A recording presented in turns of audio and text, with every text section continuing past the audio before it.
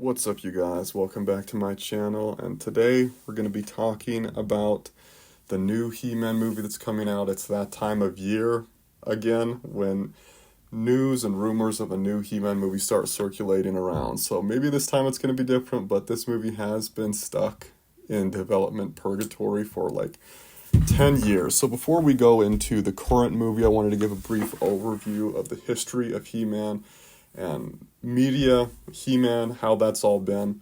So initially, He-Man started out as that original cartoon that has been memed so many times.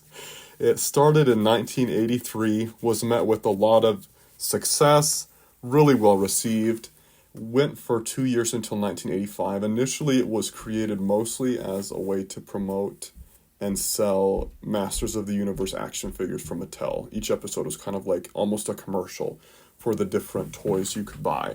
Really successful. The line did well. The show did really well. Then in 1987, we got the first Masters of the Universe movie made, starring Dolph Lundgren as He-Man, Frank Langella as Skeletor, Courtney Cox, interestingly enough, as just like a random Earth woman, but she went on to have a really successful career. And then you had Meg Foster as Evil Lynn. So after that, it was somewhat mixed as far as the reaction of the fans. It was received kind of a mixed way. I think a lot of the problems went back to the story taking place on Earth. I think that is a problem. I feel like the story should have taken place on Eternia. That's where the cartoon happened. That's what people want to see. I think it's a lot of really colorful, interesting characters that happen there.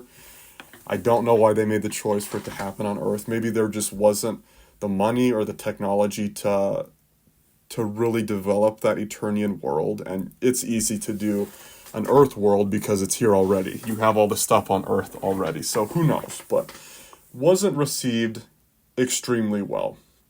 Then we got a long break from any Masters of the Universe media really until like 2002. And that's when you got the Mike Young Masters of the Universe production. In my opinion, this is probably the best piece of Masters of the Universe media you could invest your time in. Really well done, really well developed. The story is great. It did not do as well as it should have done. For various reasons, from what I understand, it was aired at kind of a weird time when nobody was home to watch it.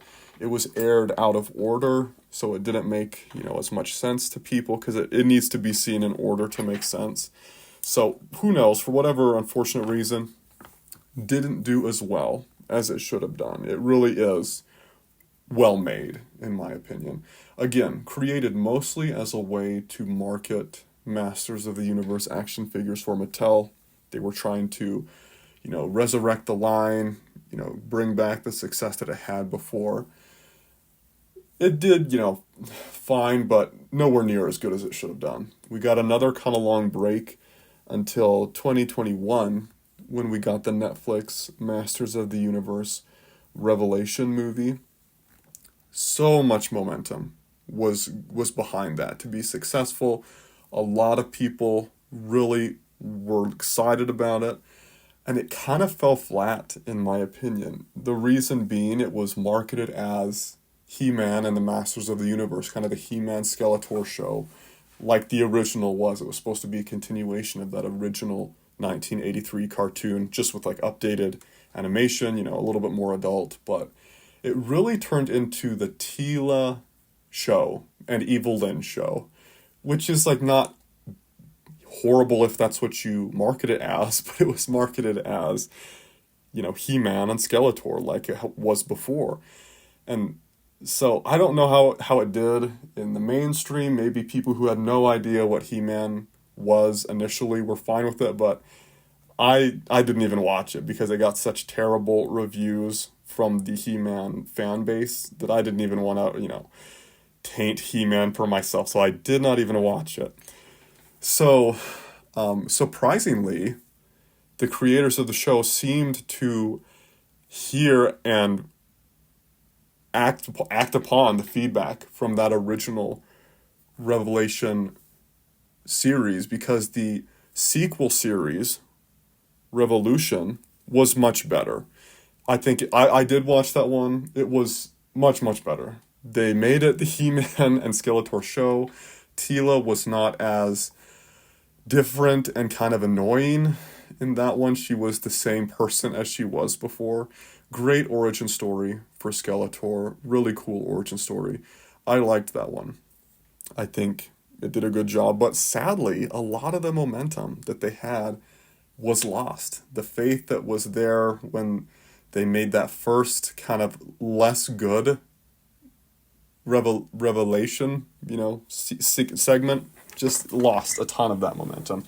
Anyway, so that brings us to the current situation of, once again, a rumored Masters of the Universe movie gonna be released in June of 2026, I believe is the current date. So I'm a little unsure if it's even going to happen, probably like a lot of you are, because it just has been promised before and it hasn't happened. But here we are. Anyway, so before we get into the actual casting and story that is planned, at least, for this movie, I wanted to give a few of my fan picks for a He-Man movie who I think would do a great job if a movie is ever made. So honestly, I think a successful He-Man movie, if you can run it like they ran the Thor movies, I think it's going to be successful. Because Thor, I just think, is a similar type of story. And that movie did really well. I think you just need to run it kind of like they did the Thor movies. So Thor or Chris Hemsworth would be one of my top picks to play a He-Man character.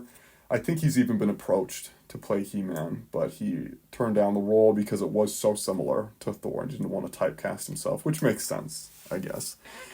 Another choice would then be Liam Hemsworth.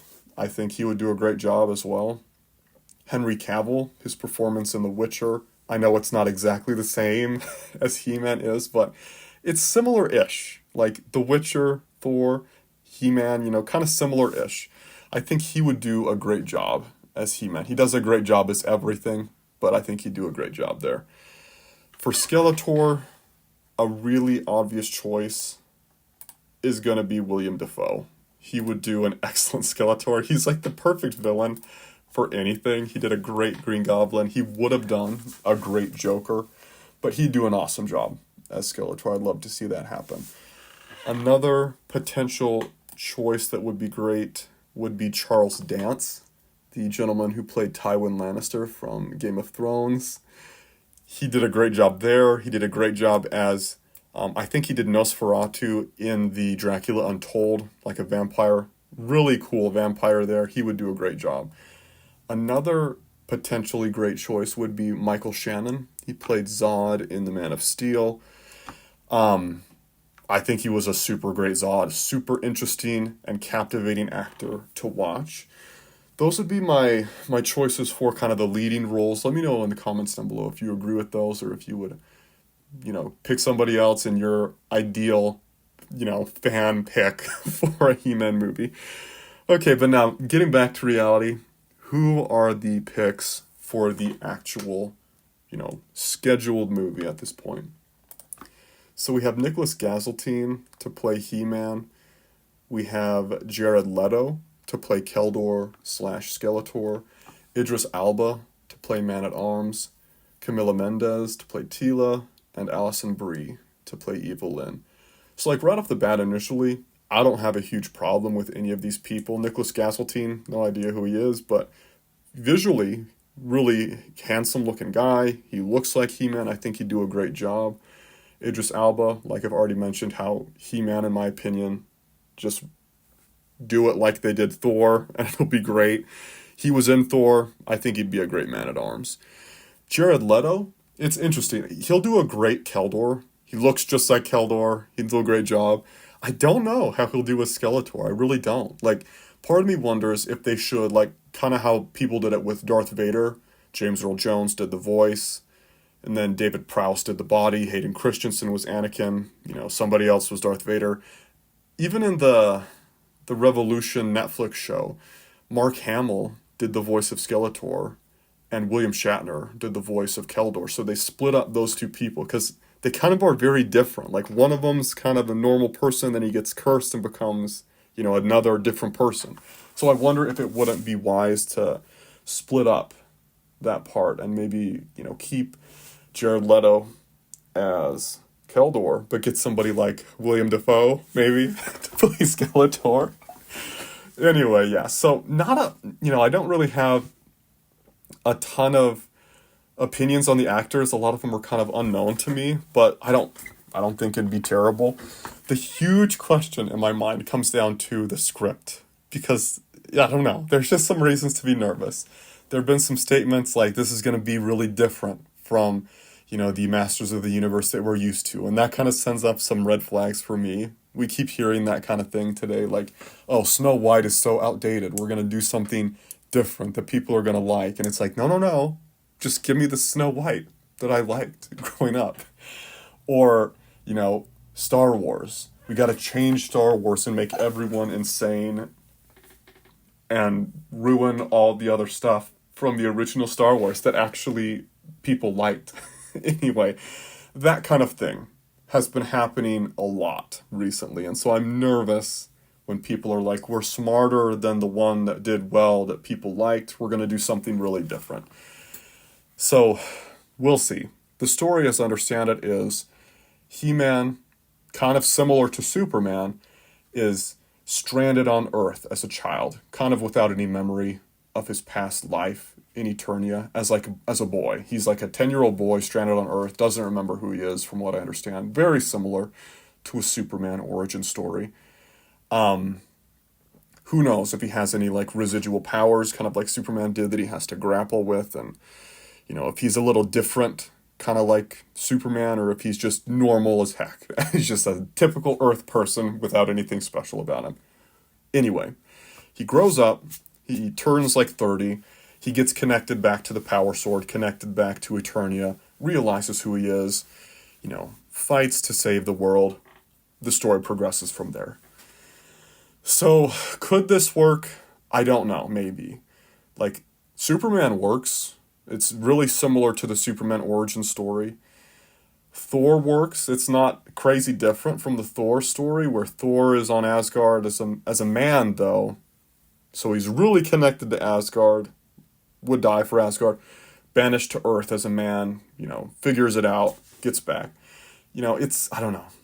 I don't love how it's taking place on Earth. I feel like that was one of the big failings of the first He-Man movie, that it took place on Earth, which we don't want to see. People want to see Eternia.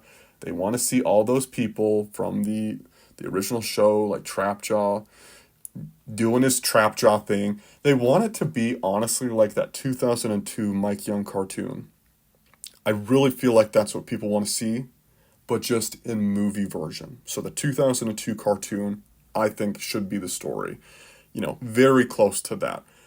Could this work? Maybe. I really have some hesitations about the story so far and about making it so different.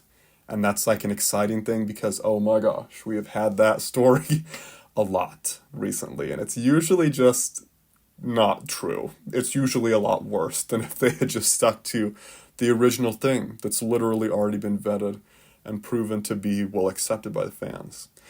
Anyway, we'll see what happens. That's the video for you guys today. I appreciate you watching so far. Make sure to smash that like button, leave a comment if there's anything you want to say, and I'll see you guys in the next one.